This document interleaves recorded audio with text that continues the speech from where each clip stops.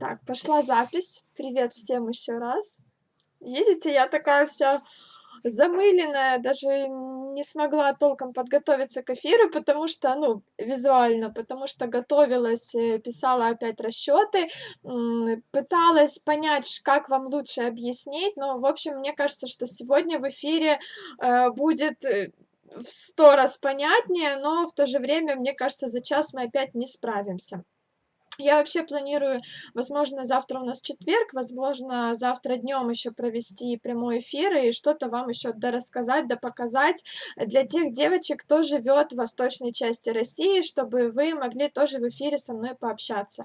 Сейчас заглянула, у меня 643 непроверенных сообщений, и я буду, наверное, до утра проверять, но ничего, я к этому готова. Сегодня мы с вами посчитаем до конца оставшиеся у нас росток и вырез, то есть как тут делать эти все укороченные ряды, как правильно, в каком порядке делать эти прибавки. Сегодня какая-то особенно красивая. Ой, спасибо. Вот, и я хочу вместе с вами связать росток и вырез.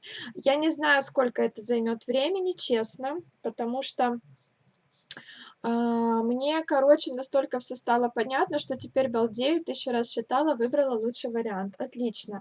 Не знаю, сколько мы это будем вязать. В принципе, тут совсем немножко. Я связала пробную часть специально, чтобы вам показать тот самый росток, вырез, первый наш этап. И я еще сегодня с вами, вот сейчас хочу посчитать, но не как бы не новое, а я взяла маленький размерчик. Я хочу вязать вместе с вами маленький размерчик. И я взяла маленький размерчик, небольшие такие мерочки, другую плотность, ту плотность, которой я буду вязать с вами пробное худи. И хочу еще раз с вами пройтись по расчетам. То есть еще раз делать расчеты, но уже не на крупное изделие, а на маленькое изделие. Вот. И для того, чтобы вы, возможно, я как-то другими словами, может, скажу, и вы лучше поймете. Я не буду очень подробно, я просто вот распишу эти расчеты для небольшого ребеночка еще раз, чтобы вы посмотрели, как там, какая разница в детских изделиях, может быть, может, это вам как-то поможет. Вот, то есть сейчас мы посчитаем вырез и росток нашего огромного худи, который я с вами считала вчера. Дальше мы сделаем расчеты на маленький худи, то же самое с ростком и с вырезом сделаем на маленькое худи и уже будем вязать. Если времени не хватит, то ну, постараюсь побыстрее, как обычно. Вопросы я ваши читать не буду, потому что вчера вот меня, к сожалению, не буду, даже не помню, как-то уточнять, девочки сбили, в том смысле, что нашли у меня ошибку. Я эту ошибку исправила, но после того, как я ее исправила после эфира, другие девочки сказали, что все-таки ошибки нет. И когда я уже все-таки взяла расчеты и посмотрела, я поняла, что да, действительно, там ошибки нет. И я переписала расчеты. Помните, мы с вами, я повторюсь, может быть, может кто-то это уже знал, мы с вами немножко корректировали наш второй этап, мы здесь увеличили количество рядов, и у нас было уже здесь плюс 16 петель, 32 ряда, а я все оставила, там все правильно, то есть никакие корректировки нам не нужны, вот как вы посчитали один раз, и все, на этом останавливаемся, там все в порядке. Вот, какая-то особенная сегодня, да я, мне кажется, наоборот, я сегодня ужасная. Ну ладно, спасибо вам большое. Давайте переверну камеру и начну. То есть ваши вопросы пока читать не буду. Лучше уже после какого-то этапа, который я распишу, почитаю, чтобы не сбиваться. Буду просто вот прям рассказывать таким сплошным текстом. Вот. И вообще у меня столько эмоций по поводу этого интенсива, хочется все рассказать, но, блин, нету времени. Подскажи, пожалуйста, если я вяжу кардиган своеобразным вырезом, мне мерки делать обхват головы или сделать обхват шеи? Обхват шеи, конечно же, потому что у вас тут и так будет глубина ужасно прекрасная, глубина большая, и у вас в любом случае голова пролезет. Заколочки хорошо смотрятся, спасибо. Ну все, девочки, перевожу камеру со своего уставшего лица и будем считать. Так, я тут пытаюсь зарядку убрать. Мне Саша такую классную зарядку купил, что теперь заряжается прям за секунду телефон, и мне так нравится. В общем, я довольна. Так, тут у меня уже готовое немножко, то, что я подготовила, короче, к прямому эфиру. Вот у меня тут, то, что мы будем с вами вязать, и, такой пробный вариант, показать вам, как выглядит это все. Сейчас я настрою камеру, чтобы вы везде видели, чтобы вам комментарии не мешали. Так, вы лучшая. Ой, не за что, девочки, спасибо огромное. Еще вчера ночью хотела тебе написать, что ошибки нет, но не решилась. Фух, спасибо, девочки, вы моя поддержка, и всегда говорите, если вам кажется, что что-то не так, потому что я могу тоже ошибаться. Так, ну вот так выглядит, наш первый этап. Это наши подрезы, это наш вырез. Вырез у нас глубже, спинка у нас чуть поменьше. Нам нужно сейчас разобраться, как это вязать, схематично нарисовать и посчитать наш вырез. Я беру свои расчеты. В расчетах у меня, где же мне тут это найти, девочки? В расчетах у меня по спинке в самом начале, где это мы считали, вот эти расчеты, по спинке в самом начале у меня 29 петель, по переду 35, колпачок упал, 29 по спинке, по переду 35 в начале. Вот я здесь запишу, это спинка у меня 29 петель, по переду 35 петель. Сейчас мы хотим посчитать, как вырез нам красиво связать. Где ошибка, я показывала в начале эфира, девочки, и точно так же в канале Telegram новые расчеты, и вы можете сравнить со старыми. Нам вот эту часть корректировать не нужно. Второй этап, вот мы как записали второй этап, так он у нас и остается. Так, и что нам еще нужно? Нам нужна высота моего ростка и высота, глубина моего выреза. Так, смотрим. У меня... Так. Вот, у меня росток 3 сантиметра, это 6 рядов, и вырез у меня 4 сантиметра, это 8 рядов. Росток, ну тут не буду писать, 6 рядов, давайте внутри запишу, 6 рядов росток, и вырез у меня 8. Правильно, да, я записываю? Вырез у меня 8 рядов. Так как мы вяжем укороченными рядами, то мы будем разворачивать наше изделие в ростке 3 раза. 6 рядов это 3 этапа. Вот тут я запишу 6 рядов, 3 этапа. И так как мы будем разворачивать наше вязание точно так же по переду, 8 рядов у меня это 4 этапа. То есть мне нужно будет 4 раза развернуть изделие, когда буду вязать я вырез. И, соответственно, мне нужно вот эти части поделить на 4 штуки. Так, я сразу в центре оставляю для любого круглого выреза, я в центре оставляю какое-то количество петель, которое мы провяжем прямо. Эти петли я не буду учитывать в эти 4 этапа, я просто потом все сомкну в круг. Количество этих петель мы высчитываем... Ой, где это моя схемка? Мы высчитываем по схемке, которую я вам много-много раз уже показывала, рассказывала. Это просто мои наблюдения за то время, пока я вяжу. Я вот для себя вывела некоторые такие значения. Если вот наш круглый вырез, если глубина моего выреза до 10 сантиметров, я вам это уже показывала, то вот эту широкую часть, которую мы вяжем по прямой, мы делаем примерно 5-7 сантиметров. Если у нас вырез чуть поглубже и он у нас примерно в высоту 10-15 сантиметров, то вот эту часть среднюю, которую мы вяжем прямо, мы берем примерно 4-5 сантиметров. Это касается всех вырезов, мужских, детских, женских.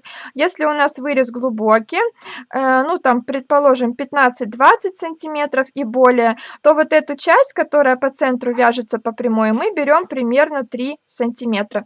Девочки, вопросы я ваши не читаю, чтобы не сбиться. Поэтому расскажу сначала все, потом почитаю вопросы. Пишите, если они у вас по ходу дела будут. Вот. У меня 8 рядов, это было... Сколько у меня там глубина? 4 сантиметра. Глубина моего выреза 4 сантиметра. Я вот здесь, значит, где-то мне нужно взять, и я решила для себя взять вырез, по-моему, 5 сантиметров. Да, и 5 сантиметров по своим по своей плотности я посчитала, что у меня это будет 7 петелек. Не буду сейчас считать, я думаю, вы понимаете. По плотности посчитала, сколько у меня здесь будет 5 сантиметров. Это 7 петелек. Вот значит 7 петелек посередине я оставлю. У меня всего по переду 35. Что я делаю для того, чтобы посчитать, сколько мне на одну сторону и на другую сторону оставить? Я беру 35, от 35 я отнимаю 7, то, что у меня будет по центру, и делю на 2, потому что у меня 2 половины. У меня здесь получилось 14. Я надеюсь, тоже правильно посчитала. 14 петель у меня с одной стороны и 14 петель с другой. 4 этапа. Эти части я делю на 4. Раз, два, три, 4. И эту сторону. Раз, два, три, 4. У меня всего 14 петель здесь, и мне нужно их распределить так, чтобы мой вырез был максимально полукруглый, чтобы он не был V-образный, трапециевидный какой-то. То есть мне в центре нужно оставить больше петель, потом чуть-чуть меньше, еще меньше, и в конце совсем чуть-чуть, чтобы у меня он был вот конкретно вот такого размерчика. Это все я рассказывала, как правильно делать вырез в интенсиве «Свитер с точным рукавом». И там, когда мы рисовали вырезы круглые, я подробно объясняла. Если нужно будет это объяснение более подробно, мы там даже по клеточкам рисовали, вы можете посмотреть, либо спросить у меня. Я распределила свои петли таким образом. После 7 здесь я буду вязать 5, потом я буду вязать 4, потом буду вязать 3 и потом 2. То есть от большего к меньшему. И тут то же самое. 5, 4, 3 и 2. В сумме у меня должно получиться 14 петель. И в сумме все вот эти петли у меня должны получиться 35. Понятно, это сделали. Дальше, что нам нужно? Нам еще нужно посмотреть, что тут у нас с ростком. Так как у меня росток 3 этапа, то вот эту часть с моим погоном я делю на 3 части. Вот, раз, два, три. И здесь, раз, два, три. То есть у нас столько частей в повороте, столько поворотов вязания ростка, сколько этапов. Этапов у нас это ряды, деленные на 2. Вот у меня 3 этапа. Здесь у меня в моем погоне, я считала тоже вместе с вами, 6 петель внутри. Значит, 6 я делю на 3, у меня получается по 2 петельки. Значит, я буду при каждом повороте захватывать 2 петельки моего погона. Если у вас тут не делится на это число, то есть делится с остатком, вы тогда распределяете, предположим, 3, 2, 2, или там 4, 3, 3, или там, например, 3, 2, 2, 2. То есть распределяете так, чтобы примерно было одинаковое количество петель. У меня получилось все без остатка. И теперь мы смотрим, как нам нужно вот эту всю нашу штуку вязать. Начало у нас вязания, ох, сейчас будет сложно, мне кажется, потому что будет очень некрасиво. Ну, рисовать очень некрасиво. Начало вязания у нас всегда вот здесь. С этого места мы начинаем вязать наш круг. Начинаем мы вязать с лицевого ряда. И помним, да, у нас, или может сначала вам нарисовать клеточки. Давайте, может, сначала клеточки нарисуем. Я вот так думаю. Возьму я свои этапы, возьму вот этот вот вырез и сейчас нарисую на клеточках, как я буду это все вязать. Смотрите, сейчас я тоже открою шпаргалку, потому что я это записывала. Смотрите, мой росток у меня 6 рядов, поэтому я сразу нарисую. Это то, что я рисовала вчера, кто помнит, но не дорисовала, потому что было мало времени, я там даже ошибку допустила. Вот я рисую 6 клеточек. У меня росток 6 рядов. Раз, два, три, 4, 5. И я рисую 6 клеточек. Вот, отлично. Нарисовала. Помним, да, у меня в ростке, во-первых, я сразу для себя отмечу, сколько петель я буду добавлять. Вот здесь вот у меня по 2 петельки, то есть в первом рядочке 2 петельки. Потом мы возвращаемся назад, дальше снова вяжем 2 петельки, возвращаемся назад и снова вяжем 2 петельки. Вот у меня получается первый этап, второй этап и третий этап. Записала. Вы здесь пишите свои значения, которые у вас вот тут в погоне. И дальше, что нам нужно, это сделать еще прибавки. Помните, у нас в первом первом этапе мы должны с вами прибавить 16 петель по спинке, 13 по переду с каждой стороны. С одной стороны 16 и с другой. С одного плеча 16 и с другого. И мы этот первый этап начинаем с ростка. Но в ростке вот это первое время мы будем делать прибавки не в каждом ряду, как здесь, а через ряд. Вот как мы делаем повороты через ряд, также мы делаем и прибавки в первом этапе в ростке. И получается, что по спинке мы прибавим 16 петель с одного плеча и 16 с другого, а по переду только 13, потому что у нас 3 этапа, то есть минус 13, минус 3 петельки с одной на одном плече и минус 3 петельки на другом плече. В итоге получается 13 по переду. Для чего я это делаю? Самый частый вопрос в чате. Вот я буду рисовать тут прибавки, давайте, наверное, зеленым. Это у меня будет первый этап. Вот я 3 петельки по спинке уже прибавила. Для чего мы делаем, почему здесь мы делаем через ряд, а в первом этапе дальше мы вяжем уже в каждом ряду, вот у меня написано. Для того, чтобы создать такую визуально красивую форму нашего плеча, чтобы у нас сначала прибавки были по спинке чуть такие более крутые, а потом начались прибавки в погоне уже более горизонтальные. И тогда с помощью вот этих вот манипуляций у нас будет по спинке и сама вот эта часть плечевая, она как бы будет более анатомически правильная. Вы можете тут делать прибавки сразу в каждом ряду, в принципе это не ошибка, но тогда учтите это в расчетах. Тогда разница будет не 3 петельки, а 6 петелек, потому что у нас 6 рядов всего росток. Так, это мой росток, вот мы его записали.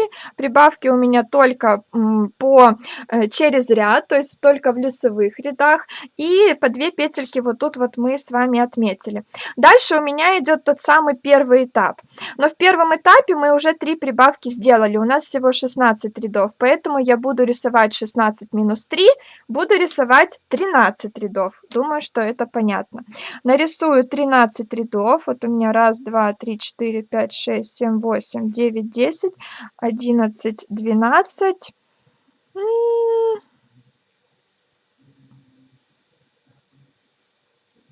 Ну, вот так давайте сделаю 13. Вот так у нас 13 рядов. Это у нас будет первый этап. И в первом этапе мы уже здесь будем делать прибавки в каждом рядочке. Поэтому я здесь пишу в каждом, да, плюсики. 1, 2, 3, 4, 5, 6, 7, 8, 9, 10, 11, 12, 13. И в итоге по спинке, здесь мы только спинку прибавляем, а здесь мы прибавляем спинка плюс вперед.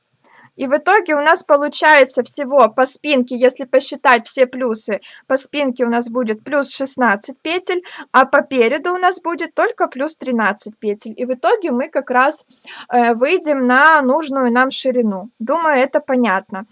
И дальше у нас идет второй этап, то есть каждая клеточка это один ряд. Дальше у нас идет второй этап. Во втором этапе смотрим, что у нас там. Давайте я уже его каким-то синим цветом. У нас вот 28 рядов и 14 петель нужно прибавить. Значит, я рисую 28 рядов. 1, 2, 3, 4, 5, 6, 7, 8. Это будет 8. И еще 20. Вот у меня 1, 2, это всего у меня будет 20 рядов. Так, рисую. Опять же, один ряд, это одна клеточка. Вот всего у нас 28 рядов, это второй этап. И здесь у нас уже прибавки только по рукаву, то есть рукава я здесь пишу. И прибавки у нас идут через ряд. Правильно? Значит, я ставлю тут плюс, через ряд, через ряд, через ряд. Дальше здесь пошли прибавки через ряд. И здесь. И всего мы должны за наш второй этап прибавить 14 петель по рукаву. Если мы эти плюсы посчитаем, значит, все правильно, должно получиться 14. Это второй этап. И третий этап, давайте я его нарисую оранжевым. У нас вот 6 рядов, нам нужно прибавить 6 петель, значит, я рисую 6 рядов. 1, 2, 3, 4, 5, 6.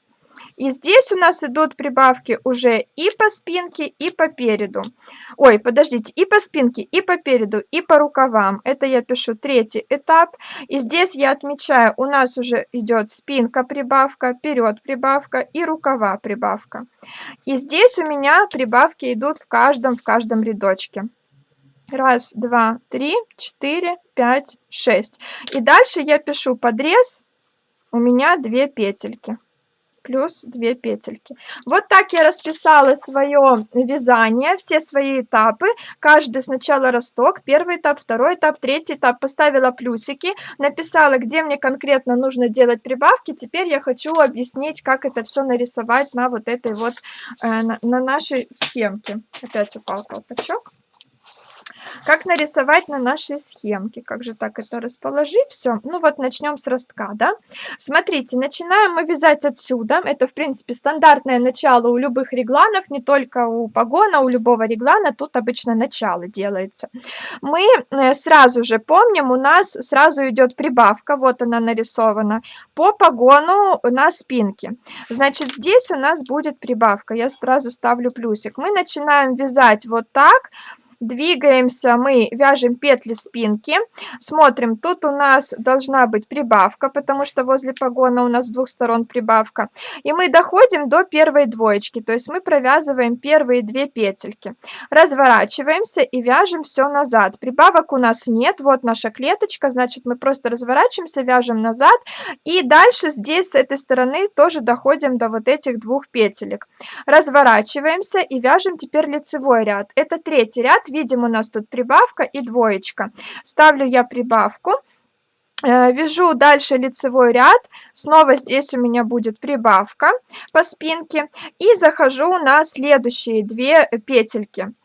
Разворачиваюсь, у меня здесь вот этот ряд, здесь у меня ничего не отмечено, то есть я просто без прибавок его вяжу, дохожу снова до 2 петелек, до следующих, снова разворачиваюсь, у меня вот этот уже идет рядок, значит у меня тут прибавка по погону, вяжу лицевой ряд, вяжу, дохожу до следующих.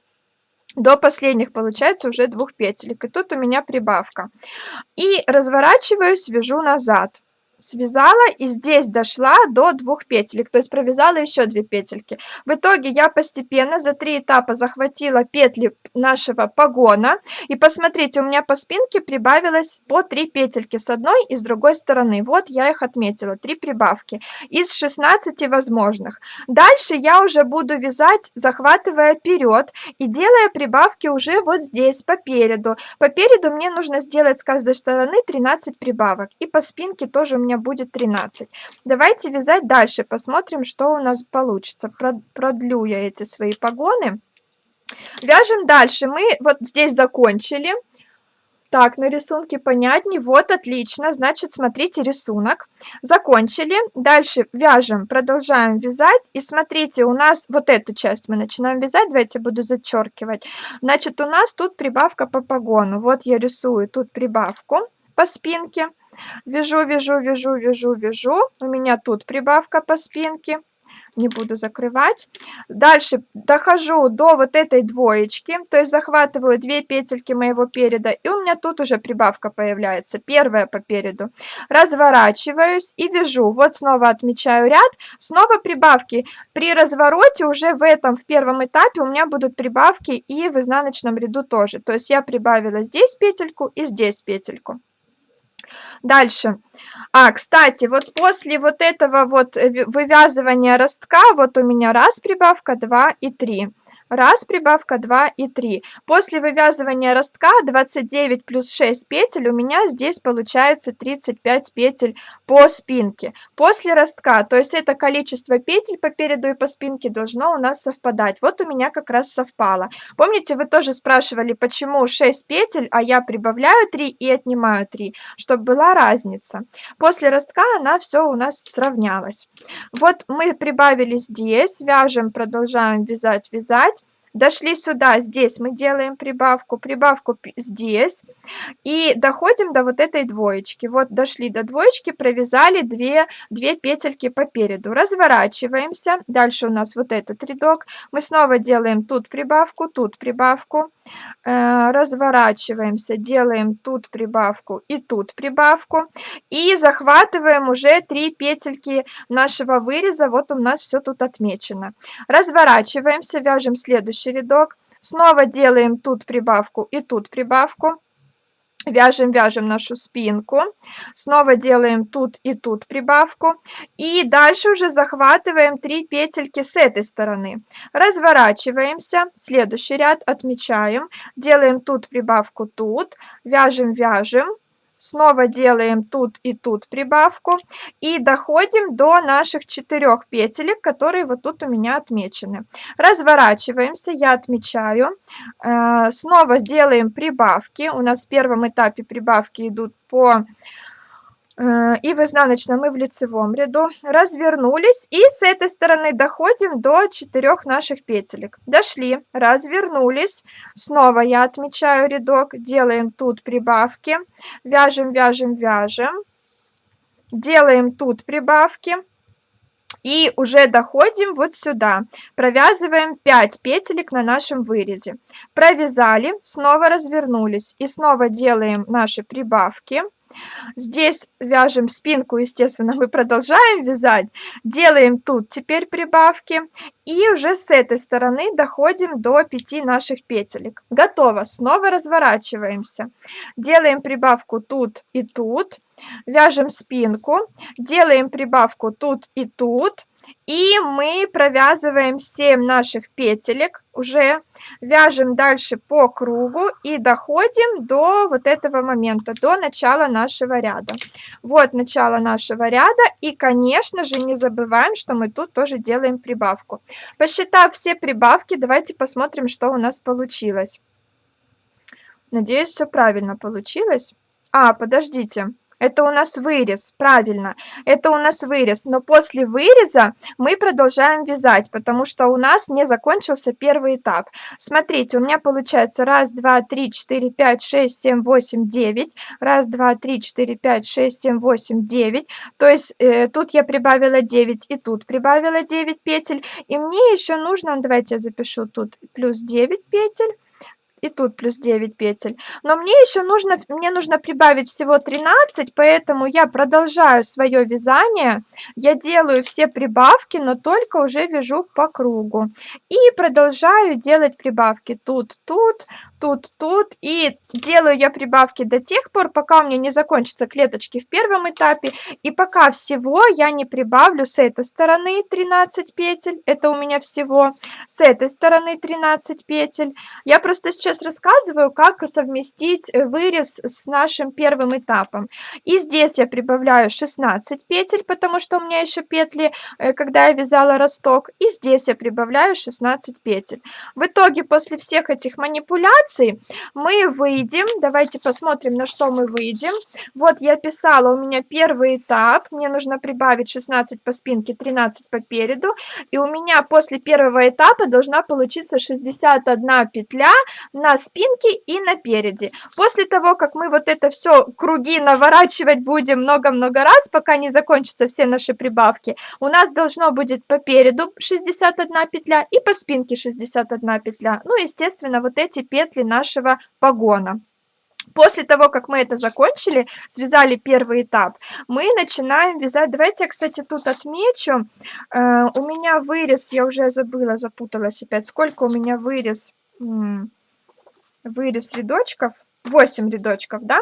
8 рядочков мой вырез, значит, я вот тут тоже себе отмечу, где он у меня заканчивается. 1, 2, 3, 4, 5, 6, 7. Вот вырез у меня заканчивается тут. 1, 2, 3, 4, 5. Вот тут у меня закончится вырез. Я себе отметила. А дальше эти части я уже буду вязать просто по кругу. Эти петельки. Так, и что я хотела еще вам сказать. После того, как мы вот эти круги навернули с вами, все добавляли, у нас идет второй этап. Второй этап у меня записан вот.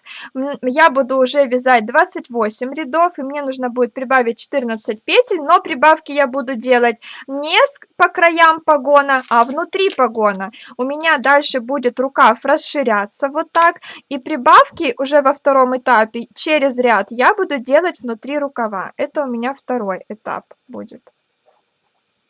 А это у меня был первый этап. Дальше будем расширять и делать прибавки внутри рукава. Но это уже другой этап. Нам надо разобраться сейчас с вот этим. О, волшебно, все понятно, я прозрела. Фух, ура, девочки, я очень рада. Так, ну все, рассказала. Полчаса это у меня заняло. Давайте теперь я еще быстренько сделаю расчеты на детское худи, на детский размерчик. Еще раз пройдусь. Я думаю, что вам это тоже немножко ясности добавит. И детское как раз я и хочу вязать, вот это худи детское, для того, чтобы просто быстрее это было, чтобы вам не показывать все вот эти 70 петель, а чтобы петель все-таки было у меня на спицах поменьше. Сейчас будут снова расчеты, те расчеты, которые были вчера. Сашенька, ты волшебница. Ой, спасибо, девочки, я прям тоже очень довольна теперь, потому что переживаю. Вчера, помните, да, сейчас я себе шпаргалку поставлю. Вчера, помните, мы рисовали вот такую штучку. Я сейчас хочу с вами просто посчитать еще и детское худи.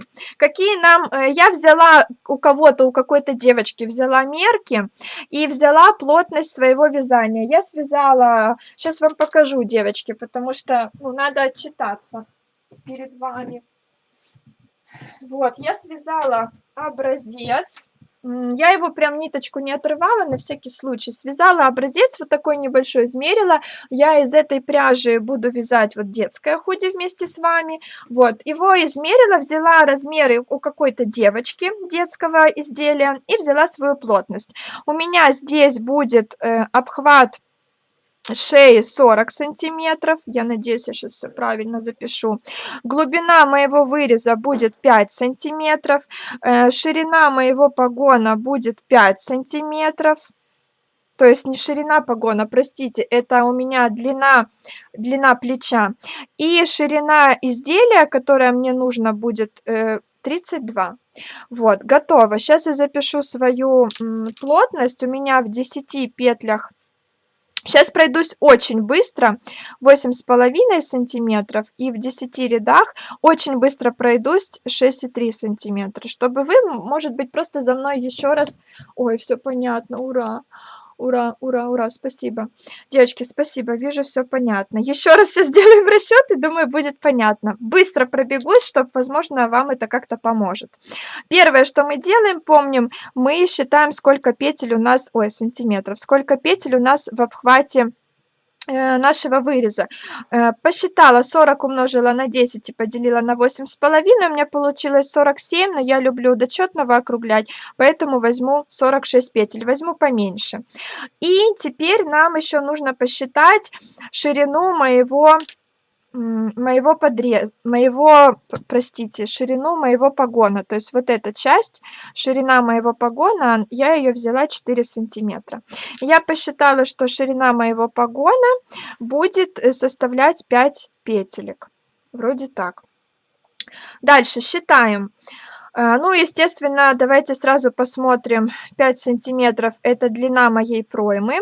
Я сразу посчитала длина плеча, я заговариваюсь, длина плеча. Я посчитала, у меня получилось 5 сантиметров 8 рядов. От 46 я отнимаю 2 раза по 5 петель, это моя окружность, я отнимаю 2 погона, ширину погона. У меня получилось 36 петель, 36 у меня идет наперед и на спинку. 36 я делю на 2, потому что у меня один вперед и одна спинка, получилось 18 петель, это вперед и спинка. Дальше у меня вырез, я себе загадала, вот здесь вот вырез 5 сантиметров, запишу другим цветом. Вырез у меня 5 сантиметров, и помним, да, мы делим его на росток и на вырез сам, который попереду. Росток я взяла поменьше, мы берем росток 2 сантиметра, вырез я взяла 3 сантиметра. Росток у нас всегда меньше выреза, тоже часто была ошибка, что вы почему-то делали росток 7, а вырез там 3 сантиметричка. Посчитав это все из своей плотности 2 сантиметра и 3 сантиметра, у меня получилось росток 4 рядочка, а вырез у меня 6 рядочков. Росток 4 ряда, а вырез 6 рядов. Если 4 ряда, то, следовательно, у меня будет 2 этапа в ростке. 2 этапа росток. И, следовательно, я эти этапы должна отнять от количества петель. Я беру 18, то, что я уже считала, 18 минус 2 и 18 плюс 2, потому что по переду и по спинке у меня должна быть разница в петлях 4 петли. Значит, 16 петель у меня будет спинка в самом начале, и 20 петель у меня будет вперед в самом начале, когда будем вывязывать вырез. Готово. Теперь я могу посчитать все свои этапы. Первый мой этап. Этапы у нас в вывязывании погона всегда одинаковое количество этапов. Всегда 3 этапа. При вывязывании реглана погоны всегда 3 этапа. Не зависит от того, сколько этапов у вас получился росток, потому что девочки тоже это сопоставляли. Смотрим, что мне нужно сделать. За 5 сантиметров первый этап, за 5 сантиметров. Почему 5? Потому что у меня длина плеча 5 сантиметров. За 5 сантиметров, это 8 рядов, вот я посчитала. Мне нужно будет прибавить 8 петель, потому что прибавки у нас идут в каждом ряду. Но помним, что 8 петель это спинка, а по переду мне нужно будет прибавить на 2 петельки меньше, потому что 2 этапа ростка. Значит, плюс 8 петель спинка и плюс 6 петель у меня вперед. Готово. Значит, я беру свой вперед 20 петель, к 20 я прибавляю 6 и еще раз прибавляю 6, потому что у нас 2 плеча. 20 плюс 6 у меня получилось 32 петельки. То есть 32 петельки. Мне нужно будет 32 петельки у меня будет на переде и на спинке после первого этапа. Первый этап мы посчитали. Дальше второй этап у нас вместе с рукавом высчитывается, он высчитывается в конце. Мы теперь посчитаем третий этап. Второй этап это рукав. Давайте запишу. Третий этап. В третьем этапе у нас тоже идут прибавки в каждом ряду по переду, по спинке и по рукаву. Но теперь нам в третьем этапе нужно посчитать вот эту ширину 32 сантиметра. Сколько, давайте я тут запишу, сколько же у меня петель в 32 сантиметрах. 32 сантиметра я посчитала, у меня получилось 38 петель, исходя из моей плотности. Значит, 38 петель это ширина моего переда, либо моей спинки, они у нас равны. От 38 я отнимаю то количество петель, которое у меня уже есть после первого этапа, 32. 38 минус 32 петельки и делю на 2. Почему делю на 2? Потому что у нас два плеча. Это количество общее по переду 38. 32 петельки у нас уже есть. Так как плеча у нас 2, я делю на 2. Чтобы узнать, сколько петель с одной стороны в третьем этапе мне нужно прибавить. Так, у меня получилось 6. 6 делю я на 2, получилось 3. То есть 3 петельки мне нужно прибавить в третьем этапе. И по переду, и по спинке, и по рукавам. Сразу я здесь хочу убрать петельки на подрезы. Давайте сразу это сделаем. То есть 2 петельки я возьму третий этап. И 1 петельку я возьму на подрез. Так как у нас 2 петли в третьем этапе, то третий этап у нас будет состоять из 2 рядов. 2 ряда, потому что прибавки в третьем этапе у нас в каждом ряду. Посчитали. Теперь давайте посчитаем рукав, что у нас там получается с рукавом. Может быть, сейчас более понятно будет, девочки. Отложили. Нарисую я наш рукав. Вот у нас этот погон, дальше у нас идет второй этап, дальше у нас идет третий этап и пошел рукав. В рукаве какие я взяла себе значения? Ширину рукава я взяла 25, честно говоря, взяла это просто из головы, надеюсь, это нормальное значение, потому что у девочек я переписала только вот это. 25 ширина моего рукава, и что здесь у меня уже есть? 5 петель, вот здесь 5 же у меня, скажите мне. Да, 5 петель. 5 петель у меня уже есть в моем... 5, давайте так пожирнее. 5 петель у меня уже есть в моем погоне. Вот, 4 сантиметра мой погон, 5 петель. И я знаю, что здесь я прибавлю 2 петельки в своем третьем этапе. И подрез у меня будет 1 петля. Вот тут 1 петля. Ну, естественно, тут тоже плюс 2 петельки и тут 1 петля. Готово. Теперь нам нужно посчитать, сколько ширина будет моего рукава. Пишу свою плотность. В 10 петельках у меня 8,5 сантиметров.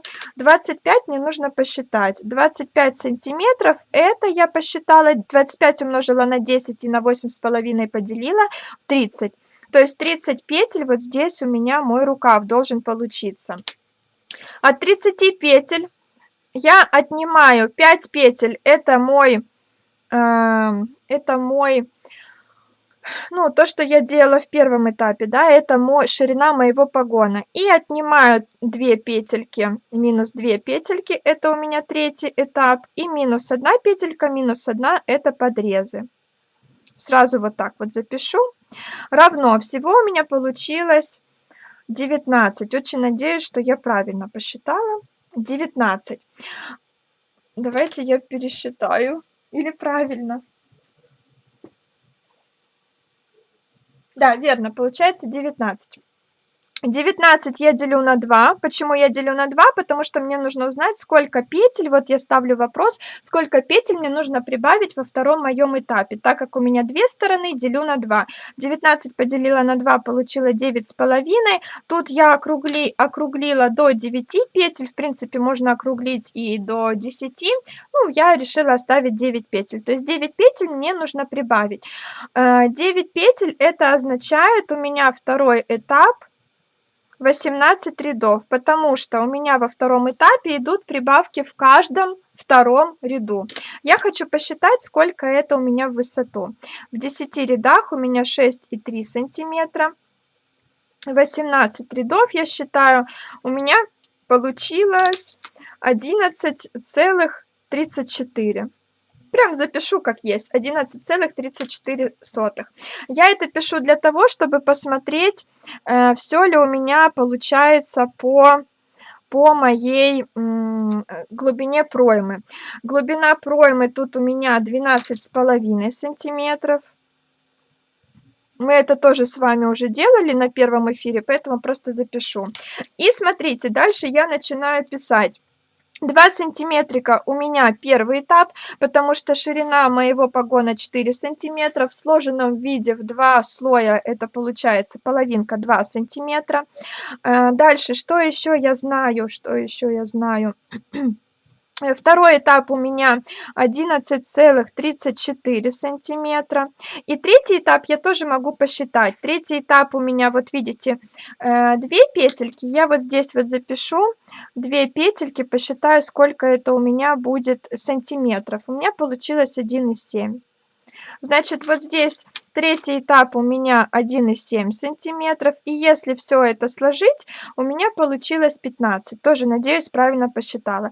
15 сантиметров. Это число всегда должно быть больше, чем то, что мы с вами То, что мы с вами брали изначально в мерках. Вот, готово. Ого, уже 42 минуты вещаю. И теперь нам остается записать все наши этапы, как я это записывала вчера. Рисую я наш такой большой, знаете, большой такой, пройму большую, наш большой реглан. Это у меня первый этап. Здесь у меня второй этап. Здесь у меня третий этап. И это у меня подрез. И теперь нам остается просто вписать наши данные. Первый этап, смотрим, вот я уже тут писала. Мне нужно всего первый этап 8 рядов. Пишу 8 рядов. Это у меня 5 сантиметров. И мне нужно прибавить 8 петель. И 6 петель мне нужно прибавить по переду. Готово. Дальше второй этап у меня, я только что его посчитала, вот он, у меня 18 рядов. У меня это получилось вот 11 сантиметров. И мне нужно за 18 рядов прибавить 9 петелек. Третий этап у меня 2 рядочка, потому что мне нужно прибавить 2 петельки. Это вот 1,7 сантиметров. И мне нужно прибавить 2 петельки. И подрез у меня получается 1 петля. Готово. Вот в итоге мы посчитали, не видно, да? В итоге мы посчитали на маленькое худи все размерчики. Так, все понятно, все отлично, нормально, 25 сантиметров рукав. Девочки, так хочу почитать, что вы пишете. Я еще сейчас вам, наверное, быстренько нарисую вот этот вот вырез. Просто я его уже вам рассказывала, как его делать, просто для того, чтобы вы понимали, что я сейчас собираюсь с вами вязать. Просто нарисую вырез, потому что вязать я буду маленькое худи. Вот мой подрез, то, что мы только что с вами посчитали.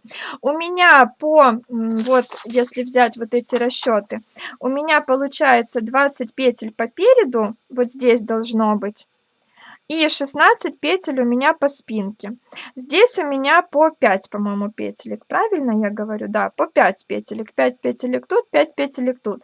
Мой росток будет в 2 этапа. Значит, я вот эту часть делю на 2 части. 5 петель, как я могу поделить на 2? 3 и 2, например. 3 и 2. Поделила. И теперь делим наш вырез. Берем серединку. Серединку я уже рассказывала вам, как брать. Я посчитала, что посерединке у меня будет 6 петель. Мой вырез, посмотрите, 3 сантиметра, это 6 рядов, то есть у меня будет 3 поворота. И я вот эти части выреза делю на 3. Здесь 3 части и здесь 3 части. И в итоге 20 петель. 20 я от 20, давайте еще раз, от 20 я отняла 6 и поделила на 2. У меня получилось 7 петель. То есть 7 петель у меня тут должно быть и 7 петель у меня должно быть тут. Я распределила свои поворотные ряды так, от большего к меньшему, да, вот 4 у меня сначала, потом у меня идет 2, и в конце у меня идет единичка. Вот сейчас мы постараемся это все с вами связать, и сразу напишу, сколько петелек мне нужно набрать. Набрать мне нужно обхват моей горловины. Мы посчитали. Где мы это считали? Вот, у меня получилось 46. Значит, набрать мне нужно 46 петелек. И еще раз нарисую наши клеточки. Клеточки на другой страничке нарисую, чтобы не путать то, что мы с вами будем сейчас вязать. Еще раз, смотрите, еще раз покажу. На маленьком уже худи росток у меня 4 рядочка. Значит, я рисую 4 рядочка моего ростка. Раз, два, три, 4. Это 4 клеточки. Это у меня росток. Помним, да, мы с вами в ростке делаем прибавки по погону через ряд, поэтому я рисую свои плюсики через ряд. 2 прибавки мы делаем, у нас вот как раз между спинкой и передом 2 петельки.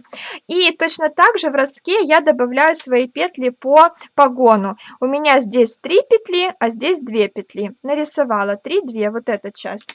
Дальше мой первый этап. Это мне нужно всего вот 8 рядочков, и нужно 8 прибавить петель на спинке и 6 петель по переду. Значит, я должна дорисовать еще 6 рядочков, потому что уже 2 петельки я прибавила при вывязывании ростка. Я рисую 6 клеточек. Раз, два, три, 4, 5, 6. Нарисовала, поделила это все. Это мой первый этап. Вот 2 петельки я уже прибавила. В первом этапе мы делаем прибавки в каждом ряду после того, как связали росток. Поэтому я буду вот так вот. Раз, два, три, 4, 5, 6. Здесь я прибавляю только по спинке. Здесь я прибавляю по спинке и по переду. И у меня получается спинка 8 петель нужно прибавить, а вперед нужно прибавить 6 петель. И не забываем... Также нарисую сейчас второй этап. Не забываем, что он у нас тоже. Захватим его. Сейчас объясню, почему. Второй этап мы считали. Вот он. Второй этап это 18 рядов и 9 петелек нужно прибавить. Потому что во втором этапе у меня прибавки через ряд. Раз, два, три, 4, 5, 6, 7, 8, 9. Так. Так. Вот так. Это у меня будет второй этап. Во втором этапе прибавки у меня через ряд. Пишу так, так, так, так, так. Раз, два, три, 4, 5, 6, 7, 8, 9. Отлично. И сюда я еще хочу очень сильно вписать свой вырез.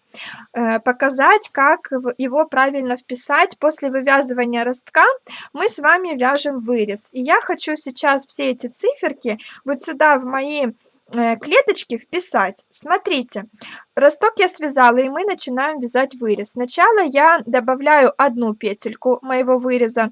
Вот сюда в клеточку я пишу единичку. Потом я разворачиваюсь, ничего, никакие. Здесь с другой стороны тоже одну петельку добавила, но я тут пишу одну сторону, чтобы не запутаться. Разворачиваемся назад и добавляем уже 2 петельки. То есть здесь я уже рисую 2 петельки. Разворачиваемся, с этой стороны провязываем 2 вот в этой части, разворачиваемся и здесь уже провязываем 4 петельки. Вы можете их просто дублировать тоже, это если касается другой стороны, то есть коричневая одна сторона, оранжевая другая наша сторона. Развернулись мы. 4 эти петельки связали, и у нас еще нужно будет вот здесь провязать по центру 6 петелек. И эти 6 петелек у нас уже выходят на второй этап. Вот я их здесь запишу 6.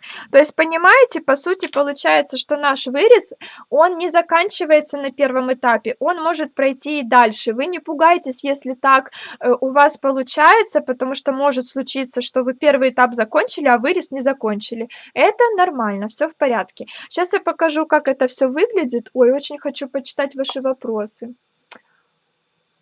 Почему в клеточках 3 и 2 у ростка?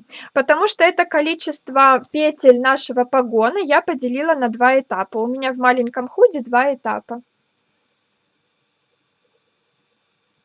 Саша, вы сегодня увереннее и спокойнее. Это точно, вот 100%, девочки, потому что я вчерашний эфир очень боялась. Давайте я, наверное, почитаю ваши вопросы, 10 минут осталось, потому что боюсь, что не успею. И потом покажу, как это, не знаю, может быть, сейчас у вас спрошу, может быть, завтра уже это провязать, или будем сейчас вязать. Давайте, наверное, камеру переверну и обсудим это с вами. У меня камера криво. Обсудим это с вами. Напишите, вязать сегодня или уже на завтра оставим. Я очень хочу с вами связать, потому что практическая часть нам тоже очень важна. Так, ага, я все время рукой закрываю. Я не поняла, как рассчитать этапы по переду, 3 или 4. Так, этапы по переду. Какое количество рядов у нас вырез, делим на 2, и получается количество этапов. Точно так же, как мы делали в нашем ростке. То же самое. Так, сейчас почитаю вопросы. Вдруг что-то очень важное есть, я пропустила, потому что сейчас выключится эфир. Так. Видите, я молодец. Я сама себя хвалю, я молодец, что я второй раз начала вам это рассказывать. Мне кажется, что вам будет понятно.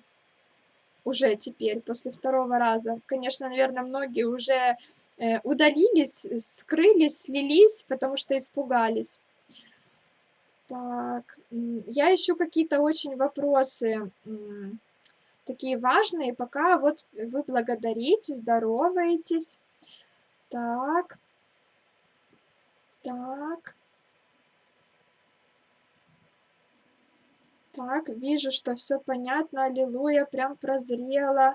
Священная геометрия, ты волшебница, все понятно. Значит, мои расчеты получаются неправильные, раз не нужно было делать корректировку. Да, про это я скинула в канал Telegram и в Instagram новые расчеты. И если я когда проверяла вас, наверное, вас просто еще не проверила. Если я видела, что есть корректировка, я писала, что ее делать не надо. Девочки, простите, это моя реальная ошибка, что я вот так вот повелась на ваши замечания, и надо было мне просто следовать дальше так, как я обычно это вяжу, потому что свое худи я связала, и там у меня по петлям все совпадало. Я после каждого ряда считала петли, для меня было очень важно не распустить.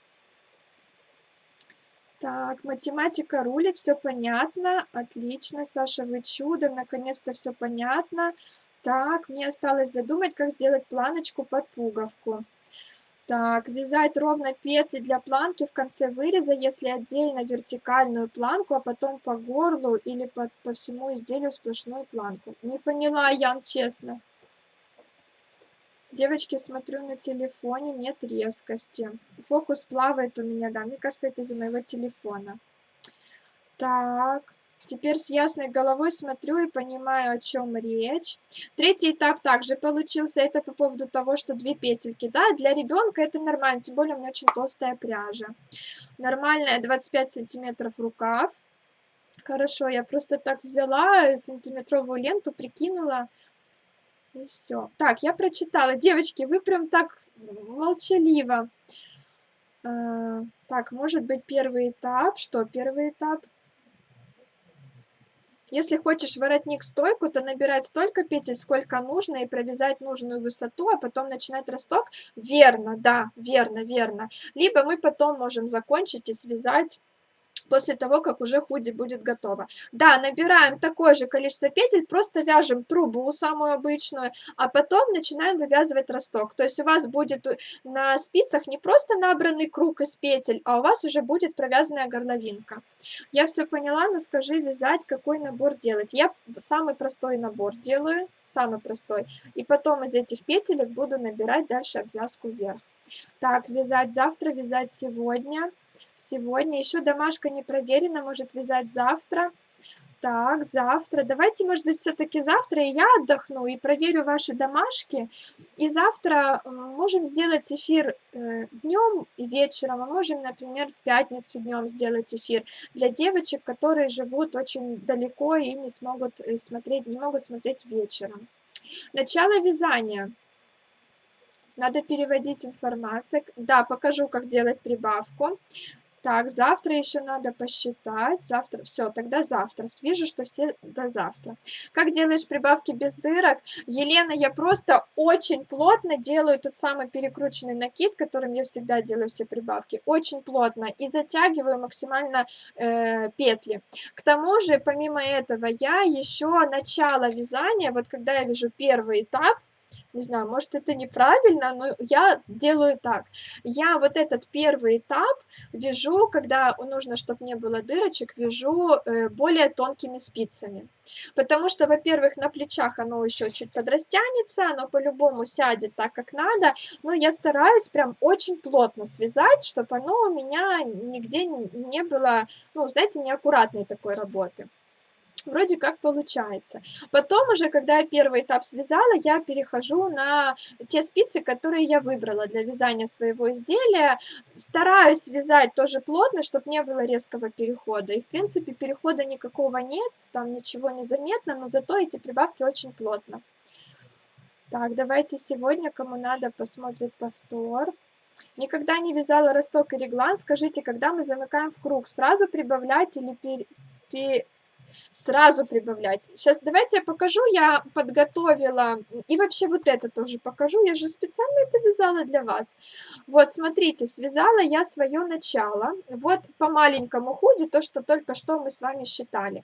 Посмотрите, вот у меня получается, или, может быть, камеру. Завтра еще давайте покажу. Из-за того, что лицевая гладь, она закручивается.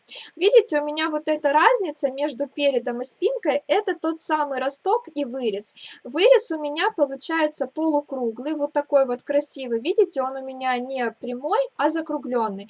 Если мы не будем вязать вырез, а будем вязать только росток, кстати, как советуют очень, не то что советуют, как вяжут очень многие мастерицы, не вяжут почему-то вырез, вяжут сразу росток и погнали, то у вас здесь получится просто прямая линия, и выреза по шее не будет. И бывает так, что изделие очень плохо садится, здесь появляется какой-то пузырь, это из-за того, что у вас нет вот этого закругленного выреза.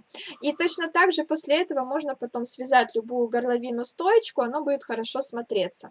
Вот мой первый этап, мои как раз вот эти вот, как их называют, мой погон. Здесь я делала прибавки. И помните, да, по спинке я сначала делала прибавки через ряд, а потом начала делать прибавки в каждом ряду. И вот за счет того, что я какую-то часть делала через ряд, видите, у меня прям формируется плечико. Иначе оно бы смотрело максимально горизонтально. Вот за счет этого, то, что сначала через ряд по ростку, а потом каждом ряду, ну, мне кажется, так анатомически более правильно. Я, конечно, могу с вами согласиться, если вы иначе будете вязать, каждый вяжет по-своему, но это мой вам совет, почему я так делаю. Вот, ну и, соответственно, вот у меня сформировался вырез, это я буквально один рядок связала по кругу уже, соединила все в круг, и получилось у меня вот такое начало. Первый этап я уже связала, у меня маленькая худи, дальше будет второй. И завтра я с вами вот это вместе свяжу, вот эту штучку, и покажу, как ее вязать. Вот так она выглядит в круговом состоянии.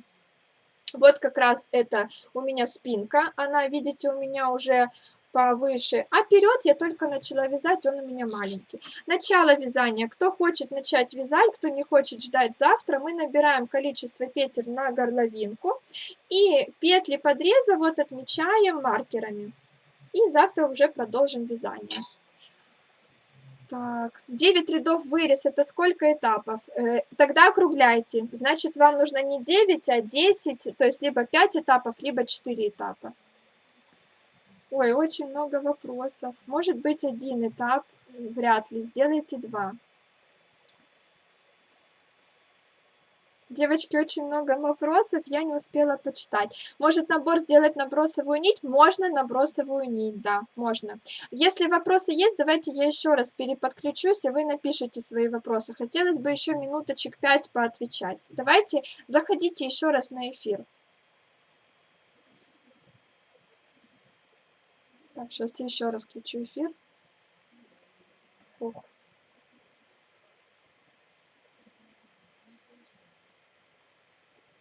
Какую хорошую мне Саша зарядку купил, так хорошо заряжает.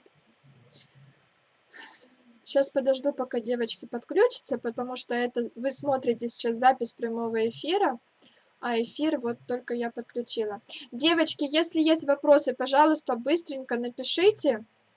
Если есть вопросы, быстренько напишите. Если есть вопросы, быстренько напишите. Присоединяются, я повторяю. И я поотвечаю, если их нет, тогда отлично, я пойду проверю 600 ваших сообщений. Пишите вопросы, если они есть, отвечаю и иду. Хочу, чтобы вы начали вязать. Набрать петли и отметить петли чего? Повторяю, давайте покажу. Набираем количество петель, равное петлям нашей горловины, и отмечаем вот эти вот петли погона. У меня на маленьком худи погон 5 петель, значит, я отметила маркерами до 5 петель и после. То есть между маркерами у меня 5 петель. 5 петель у меня погон. Дальше у меня идут петли, это у меня петли переда, у меня здесь 20 петелек. Дальше у меня идет снова погон, я его отметила маркерами, вот этот погон. И здесь у меня идут петли спинки. По спинке у меня получается 16 петель.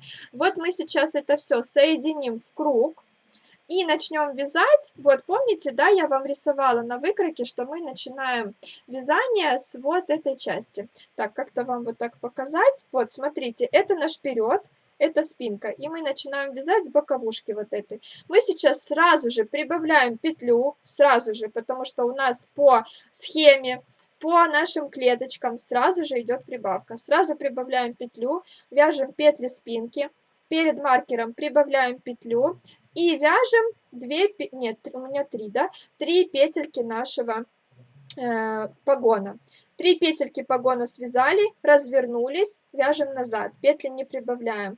Доходим до этого места, добавляем 3 петельки еще, разворачиваемся, у нас следующий лицевой ряд, и мы уже в лицевом ряду снова прибавляем после маркера и до маркера. Доходим до этого места и захватываем 2 петельки нашего погона.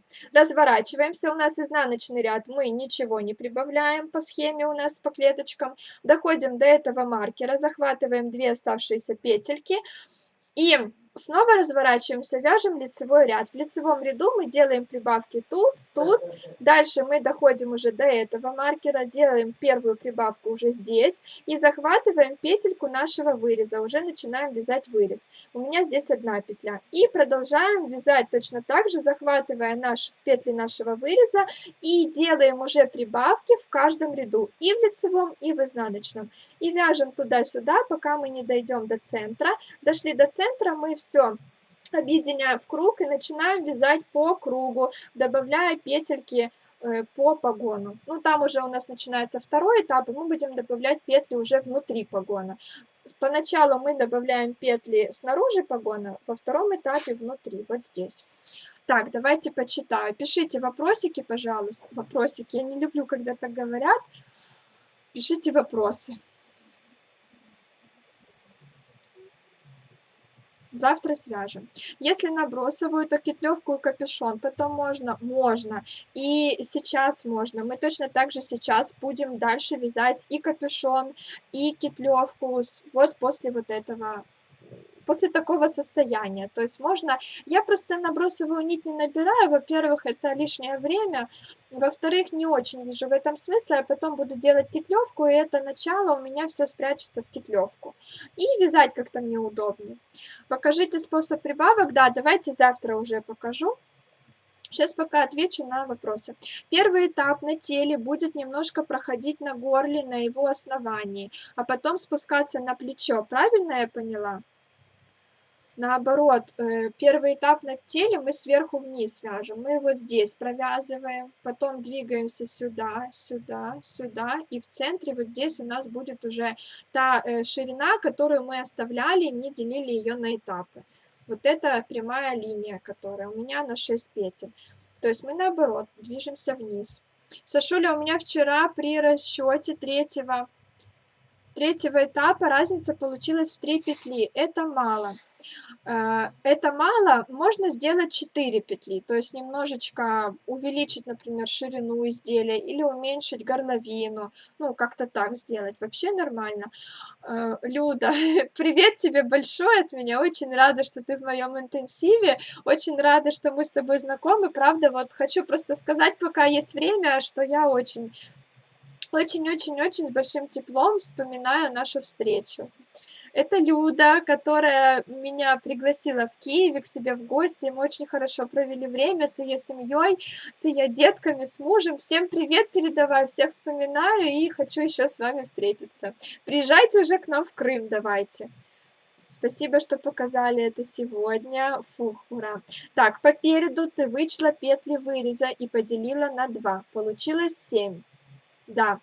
Ты их поделила на 3 этапа. 1, 2, 4. Да. Как понять, насколько делить? Это, Даша, Даша, кстати, тоже тебя очень люблю, тоже жду вас в Крым. Это тоже еще одна девочка, которая приезжала к нам в Крым с семьей, и мы познакомились с ее мужем, они приезжали, заезжали в Симферополь, погуляли, и я очень жду еще раз вас. У меня столько таких приятных воспоминаний, связанных со всеми вами. Итак, Даш, это количество этапов, это наши ряды выреза. Мы считали, помнишь, мы считали вот здесь вот. Так, где это мой вырез? Вот, вырез у меня всего 5 сантиметров. Я взяла 2 сантиметра 4 ряда на росток и 3 сантиметра 6 рядов я взяла на вырез. Вот эти 6 рядов мы и считаем. 6 мы делим на 2, то есть у нас 3 поворота будет, 3 этапа в нашем вырезе. Вот вырез, вот эту часть мы берем. Набор для V-образной горловины равно петли спинки плюс петли двух погонов плюс 2 кромочные. Да, верно. Как прибавлять петли переда в первом этапе? Мы двигаемся, понимаете, здесь у нас вот в данном случае все петли уже на спицах. У вас петель переда на спицах нет, и вы, когда будете провязывать свой вырез, доходить до выреза, вы будете добавлять петли. То есть вы дошли до выреза, вам, предположим, тут 2 петельки, мы захватываем 2 петельки, провязываем, а вы их добавляете. То есть вы перекрученным накидом просто добавляете 2 петли. Разворачиваете, свяжете, и с другой стороны тоже перекрученным накидом 2 петельки добавили. Дальше, предположим, 3. Еще добавляете 3. Таким образом у вас становится больше, больше, больше, больше петель на спицах. И в итоге вы как раз, провязывая вот эту всю часть, потихоньку добавляя ваши петли, вы, возможно, добавите их уже где-то, когда вы свяжете середину второго этапа, у вас уже будет все нужное количество петель добавлено, и тогда вы соединяете в круг и вяжете уже по кругу. То есть вы будете вязать долго поворотными рядами. Так. Как делать прибавки? Из протяжки? Да, из протяжки тоже можно. Идеальный вариант, можно из протяжки. Спасибо, пупсик. Прибавки быстро показать, но на всякий случай девочки уже начнут вязать. Я-то помню, как, но другие хотят. Не хочу переворачивать камеру, девочки. Сейчас вяжем либо из протяжки, либо перекручиваем нашу ниточку. Вот спица, да, вот ниточка. Мы ее вот так перекручиваем, делаем такую небольшую петлю и кладем на спицу, затягиваем. Вот таким образом мы делаем прибавку. Как на ютубе показать. Таким образом мы делаем прибавку. То есть делаем петельку и ее помещаем на спицу, эту петлю, и затягиваем. Вот так. Их можно делать в одну сторону и в другую сторону. Можно там, например, здесь в одну сторону, с другой стороны в другую. Если хочу круглую горловину резинкой, сначала ее провязать, а потом росток. Да, сначала провяжите горловину эту, а потом росток. Если хотите ложную петлевку и не знаете, как ее вязать, тогда можете не вязать эту горловину, вязать как я, а потом в конце мы с вами свяжем ложную петлевку и эту резинку довяжем. Нас помнишь, Яна? Вот еще одна девочка, Яна, которая тоже меня пригласила в гости в Киеве. Она гостила у родственников и пригласила нас, Сашу. Мы тогда были вдвоем с Сашей. И тоже я прекрасно тебя помню. Сынишке твоему большой привет. И мы тоже хорошо очень провели время. Я про первый этап в погоне, что он спускается на плечо. Простите, не уточнила. Первый этап спускается на плечо. Отсюда, да, мы вяжем сюда первый этап. Вот так. Спускается на плечо. Дальше, дальше, дальше. Спасибо за приглашение. Привет от всей моей семьи. Приезжай, всегда рад. Спасибо, Люда. Росток готов? Спасибо, Саша. Ура! Если я уменьшу горловину и уменьшу длину плеча, это критично? Если она у вас будет в рамках вашего размера, тогда нормально. То есть, если она вдруг у вас, ну, что-то не сходится по расчетам, и вам нужно что-то где-то уменьшить или увеличить, но вы не увеличиваете на 20 сантиметров, а там на 2, 3, 5, это нормально. То есть, вы все равно корректируете ваши расчеты. Наоборот, вы корректируете ваши размеры под ваши расчеты. Понимаете, это математика. И вот девочки, кстати, правильно писали в чате у нас, что математика не врет. И если у вас что-то где-то не сошлось и ошибок нет, то, скорее всего, значит, дело в вашей выкройке. Потому что, понимаете, например, вы хотите очень такой спущенный погон, чтобы он у вас начинался вот здесь, заканчивался, вернее, да, здесь, то есть такое что-то оверсайз, но при этом вы берете очень узкую ширину изделия. Это наша физика, это наш мир, и мы не можем сделать очень широкие плечи, и при этом очень широкий ширину изделия, очень маленькую, ну, каким-то чудом перепрыгнув все расчеты, которые мы делаем. То есть вам в любом случае оно должно соотноситься друг с другом. Либо вам нужно тогда, предположим, делать уже прибавки не в каждом ряду, а через ряд. Или там не в каждом втором, а в каждом четвертом, чтобы выйти на нужную ширину. Но если вы начнете менять вот эту вот систему прибавок, делать, например, в погоне их не в каждом ряду, а в каждом втором, то вы не погон получите, то есть не горизонтальную вот эту линию, а реглан. У вас будет, ну, в смысле, а классический реглан вот такой вот, который у вас будет смотреться совсем иначе. То есть есть определенные правила, которые работают в данном фасоне, и этих правил нужно придерживаться, чтобы получить этот фасон. Если вы хотите что-то такое совсем необычное, с какими-то отклонениями от нормы, тогда вам нужно и сам фасон корректировать под ваши отклонения. Вот если вы откорректируете, то у вас будет реглан такой стандартный. Можно по погону вдоль рукава пустить полосы другого цвета. Можно, конечно, но как вопрос, как вы будете это вязать. То есть мы вяжем по кругу, тогда вам нужно как-то со швом будет вязать. То есть, ну, вам или интарсией, но вот этой вот замудренной интарсией по кругу. То есть, если вы в этом разберетесь, если вы это понимаете, вяжите. Если вы не понимаете, а просто мне сказали, можно ли это сделать физически, это можно сделать, но это лично для меня, я не вижу в этом смысла. То есть, если это сложно. Если вы хотите такую какую-то вертикальную полосу, то лучше вязать со швом. Можно сделать шов на спинке и тогда просто его аккуратненько сшить, он не будет заметен. У меня не сошлось в третьем этапе. Ну, надо разбираться, мне сложно сказать, в чем дело. Так, мимими, благодарю и передам солнышко. Для соединения в круг нужно набирать? Нет, я не набираю дополнительную петлю, вяжу как есть. Почему? Потому что потом еще будет обвязка, и все это у нас наборный ряд, он спрячется в кетлевку. Если вы хотите, чтобы у вас прям вот прям все идеально было, набирайте. Меня волнует узор на рукавах. Хочу полоску небольшого ажура по всей длине рукава. Откуда начинать узор? Начинаем прям с плеча, то есть вы берете вашу ажурную полоску, знаете ее ширину, и эта ширина будет шириной вашего погона. И вы будете ее вязать вот прям от погона вниз, дальше уходя на рукав. Можно по погону вдоль рук, это я ответила. Узор сразу, в него росток еще надо учесть, чтобы красиво было, или азиатский росток применять. Да, верно. Верно, если у вас что-то не сойдется, там не сможете как-то сориентироваться, как этот ажур, у нас же получается сначала спинка вывязывается, а потом добавляются эти петли потихоньку. Если вы никак не сориентируетесь в добавках этих петель, тогда вы можете азиатский росток связать. То есть вы просто вяжете по кругу, по кругу, по кругу, а после того, как дошли до подмышек, спинку вяжете на, там, ну, предположим, сантиметров 5-7 длиннее, чем вперед. Связали, и потом уже отдельно вы тогда вяжете вперед по кругу и отдельно рукава по кругу. Тоже не набираю дополнительную петлю. Дай 5. Саша трубу связала, уже начало на середине погона. Сместить начало можно или лучше распустить? На середине погона можно. Мне кажется, можно, потому что, ну, там нет никаких прибавок в середине. Мне кажется, можно. Я б вязала дальше. Все, девочки, ответила на вопросы, 15 минут уже прошло. Завтра покажешь помедленнее укороченные ряды. Да, давайте завтра с вами все это свяжу. Завтра будет целый час.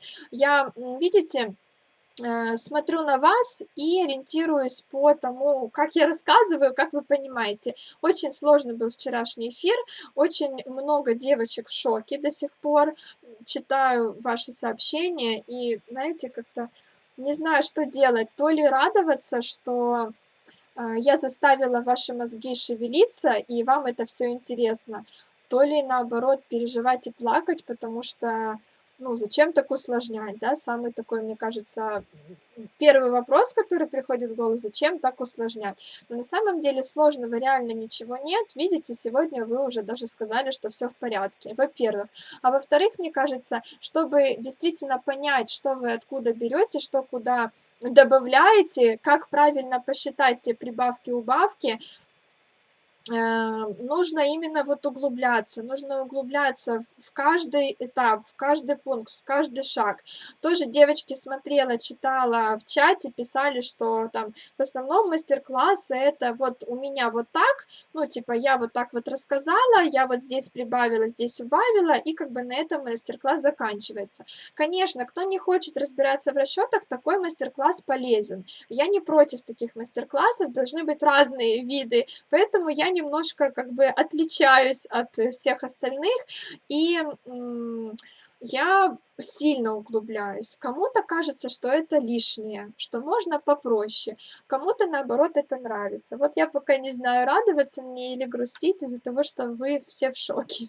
Но я думаю, что в любом случае те девочки, которым это реально интересно, они свое возьмут, они посчитают, они разберутся и потом будут вязать. Вообще, понимаете, я к какой цели иду? Чтобы вы в голове придумали себе вот такой вот фасон, вот здесь такие линии, здесь вот такой заворотик, здесь там пошире, тут поуже. И чтобы вы с помощью опыта, который вы наработали в моих интенсивах, чтобы вы сами сели, нарисовали выкройку и пошли считать. И вы понимали, как вам сделать там такой-то загибчик, такой-то заломчик. Мне кажется, что мои интенсивы как раз этому учат. Вот Яна, кстати, тому пример. Она много раз мне писала, что считает уже все сама, и не надо ей никакие журналы, никакие мастер-классы, просто берет, рисует и считает.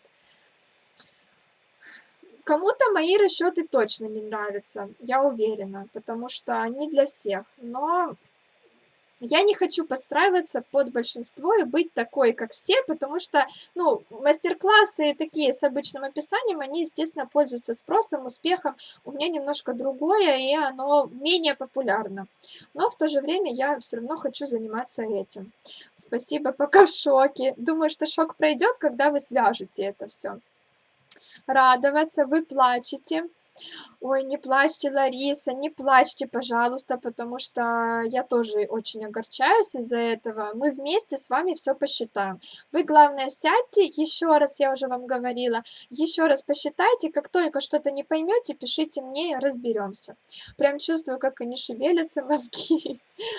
Так, как Лилия удалилась? Нет, Лилия не удалилась, она писала. Вот, кстати, она здесь в эфире. Я думаю, что она справится. Мне кажется, что когда человек, ну, любой вообще человек пытается сделать какие-то шаги, рано или поздно мы к результату приходим. Я думаю, что главное сделать, а не просто сидеть и грустить, переживать, что все непонятно, все ужасно, и зачем я в это ввязалась. После сегодняшнего хочется еще раз все посчитать. Это очень хорошо, что у вас вызвалось, родилось желание посчитать, а не удалиться из чата и меня в черный список добавить. Спасибо, все супер, начну вязать. Спасибо большое, теперь все поняла. Даша, ура! Так, не, все узнать, надо все узнать в вязании. Саша, ты неповторима, спасибо, лучше, спасибо. Радуйтесь, только извилин заставили двигаться, спасибо. Как раз и пришла на интенсив, чтобы понимать, как считать. Я очень вам благодарна, что вы мне доверяете и делаете, как я говорю. Вот, Яна пишет, да, я теперь могу свою модель придумать. Вот это результат моего обучения. Сегодня все очень понятно, спасибо большое за ваше терпение. Саша, большое спасибо, я связала свитер оверсайз по твоему интенсиву в Ютубе. Я очень рада, девочки, так приятно. Саша, вы так хорошо объясняете, что остается только усвоить. Спасибо. Нет, лучше все знать, как делаются расчеты подробно. Спасибо. Мне кажется, эти расчеты скоро наизусть запомню после вчерашнего. Девочки, вы представьте, мне нужно 400 расчетов проверить. Ну, я же какую-то часть проверила. 400 раз. Я потом уже на какой-то там, не знаю, сотый раз, я просто так быстро это все схватываю, я сразу замечаю какие-то ошибки, неточности, и, ну, это тоже прокачка моего опыта. Мне тоже это очень нравится, потому что я собираю еще и огромный такой срез ваших расчетов, и у меня получается информация для анализа. Я могу в своей голове там проанализировать, где какие у вас ошибки часто встречающиеся. Я тоже пользуюсь вашими расчетами. Ну, получается, что да, вы делаете на разные размеры, я это смотрю, впитываю, и потом, когда я буду вязать на какой-то особый размер, ваши расчеты, то, что я все у вас собрала, мне оно тоже поможет сориентироваться, как это сделать. Так что вы тоже мне очень помогаете.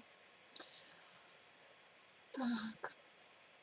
Когда-то сделаем статую в виде тебя. Спасибо, девочки. Участвовала в одном интенсиве в прошлом, зато связала еще одну юбочку, научилась рассчитывать на нужный размер. Спасибо. Какой удалиться здесь такой взрыв мозга, а результаты отличные. Саша, если я вяжу образец с 3 размерами спиц, мне каждый образец связать 22 на 22? Желательно, да. Тогда будет лучше понятно. Понимаете, я тоже всегда говорю, много раз об этом говорила. Если вы поленитесь и сделаете маленький образец, потом свяжете изделие, и оно у вас, ну, по размеру не совпадет с тем, что вы хотели. Просто потому, что вы связали малюсенький образец и там как-то не так измерили. Чем больше петель и рядов, тем точнее будут ваши расчеты. Поэтому я за то, чтобы вы денек потратили на образцы, на снятие мерок, на расчеты денек потратили, а потом спокойно вязали и были уверены в том, что у вас изделие после ВТО, после стирки сядет так, как нужно и будет нужного размера. Все-таки связать один образец гораздо быстрее, чем перевязывать все изделие. Когда сегодняшний эфир будет в Ютубе? Вот сейчас закончится и выложу через часик где-то. Саша гений, все, расцеловала тебя. 400 это пипец. Да, я еще не приняла последнюю оплату, у меня там директ ломится с оплатами. Я сегодня зашла, была в шоке. Сколько нас в интенсиве? Вот больше 400. Побили рекорд, да, потому что в прошлый раз было 360 там с чем-то. Я ж хотела этого, видите, не удалось. Пойду считать, ночь впереди, хотя твои расчеты совпадают с моими, только некоторых по 1-2 сантиметра разница. Отлично.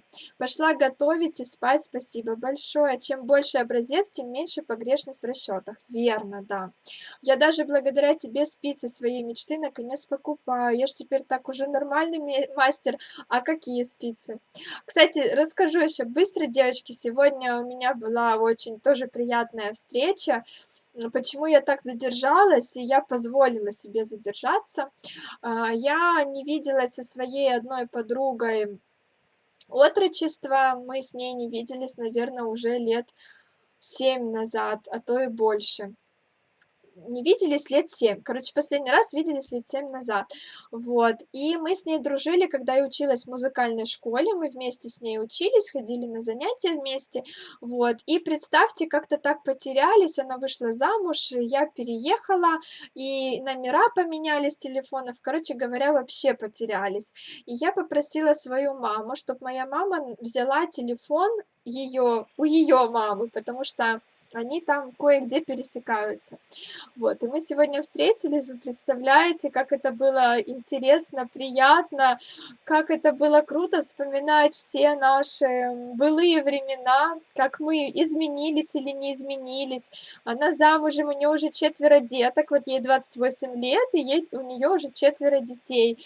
Вот, и это, ну, просто такая встреча была приятная, что я позволила себе задержаться, я позволила себе посидеть прям вот до последнего, вот. Потом еще, правда, по пробкам очень долго ехала.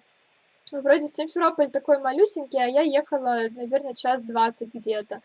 Ну и такая вся воодушевленная приехала, и вот тоже стала готовиться к эфиру, посмотреть, продумать план эфира и все такое. Вот, так что, хотела вам рассказать, для меня это очень приятное событие.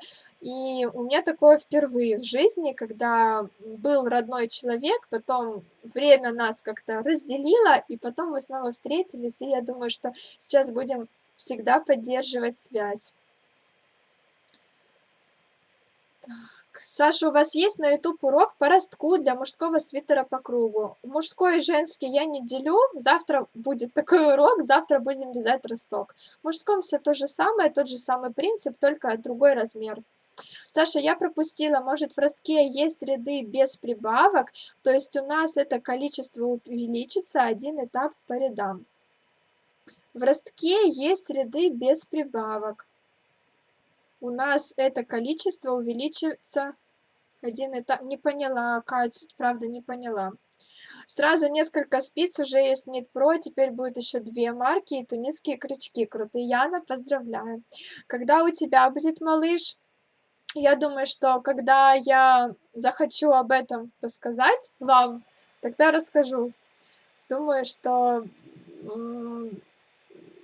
через через, не знаю, ну, как я могу ответить на этот вопрос? Я не знаю, как на него отвечать. Но я думаю, что если у меня будет такое желание рассказать об этом, я вам расскажу.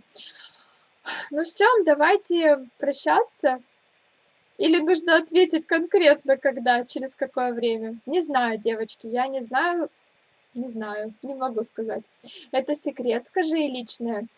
Нет, это не секрет, я просто, правда, сама не знаю, когда. Ну, потому что этого невозможно угадать.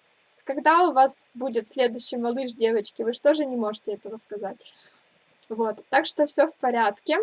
Я думаю, что у вас после этого эфира я уже успокоилась так. Мне кажется, что вы уже лучше поняли, и я могу со спокойной душой идти ваши домашки проверять. Не хочу прощаться.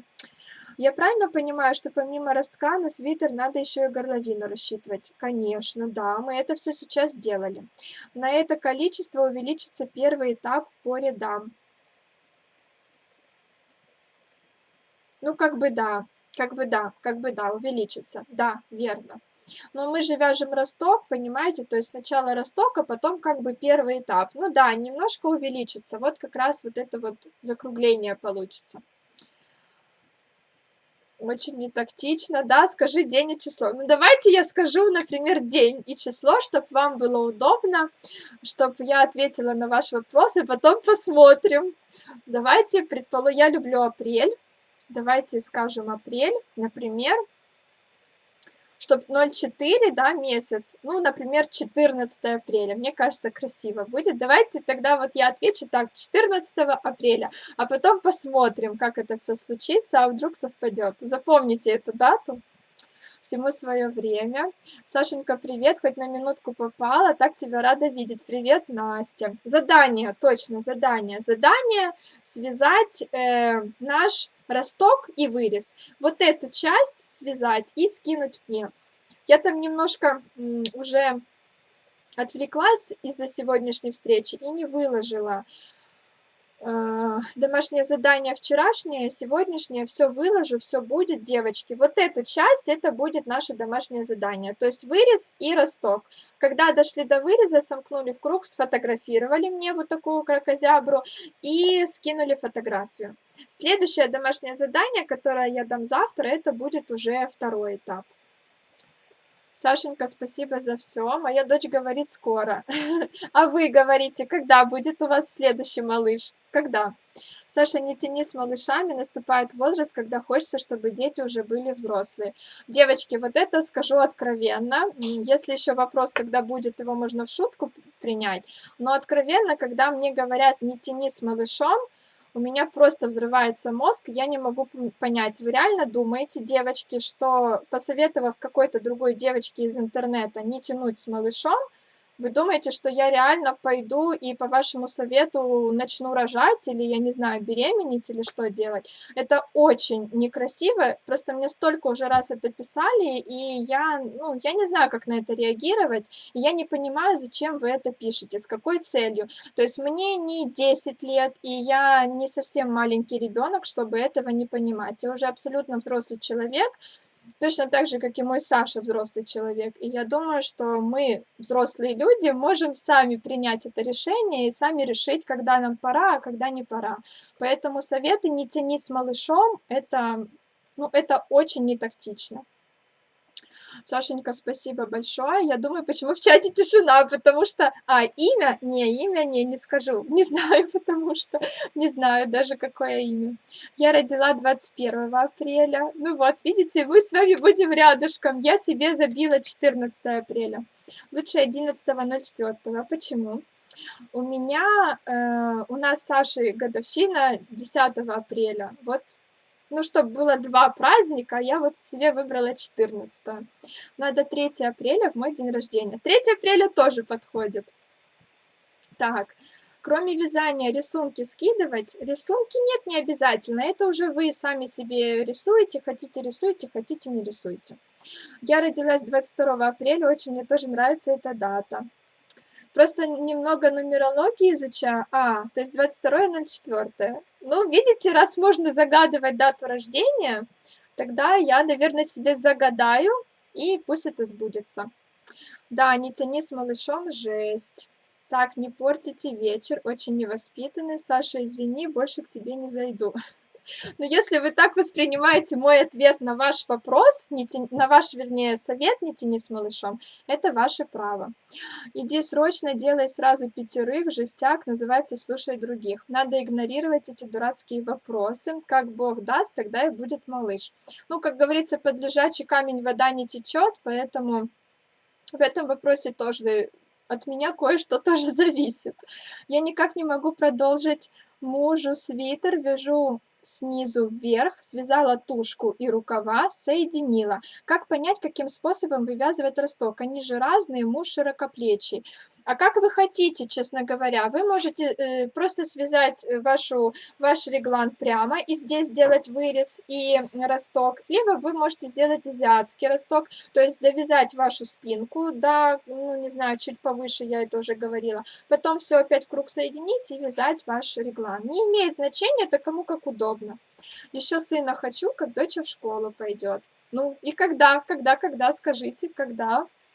Лучше вопросы такие не задавайте, а заходить нужно. Саша хороший учитель.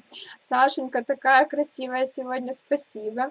У моей дочки день рождения 15 апреля. Ну вот видите, я себе так близко к вашей дате загадала. Никогда от тебя не уйду, люблю тебя. Спасибо большое. Ух, ну все, девочки, давайте прощаться. Я уже все прочитала, все ответила, даже уже поговорили на какие-то другие темы, рассказала о сегодняшнем событии через 3 года. Вот, хорошо, видите, вы знаете четко, а я просто не буду отвечать, давайте так. Давайте прощаться, пойдем вязать. Завтра довяжем, свяжем с вами то, что я планировала, и пойду ваши домашки проверять. Все, у моего сына... Я люблю почему-то апрель, мне нравится этот месяц. Выбрала себе апрель. Все, девочки, всем пока, до завтра.